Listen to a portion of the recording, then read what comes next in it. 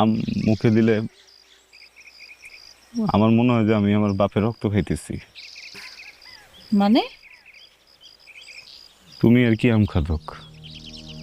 একসময় আম খাইতাম আমি, সকালে দুপুরে রাইতে, 3 বেলা ভাত খাই আর না খাই আমার খাওয়াই লাগতো। আমার বাপের আমের বাগান ছিল, বুঝছো? আমি প্রত্যেকদিন আম খাইতাম। মৌসুম প্রায় শেষ, সব আম বেচা হয়ে গেছে,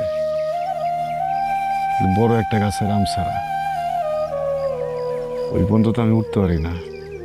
হঠাৎ করে একদিন আমি আমার আম্মারে ধরলাম যে আম্মা আম খামু। আম্মা কিছু কইলো না। আশেপাশে লোকজন যারা আসছিল সবারই কইলাম যে আমার একটা আম পয়রা দাও, আমি একটা আম খাবো। এরাও কথা শুনলো না। আমার বাবা ছিল হাটে।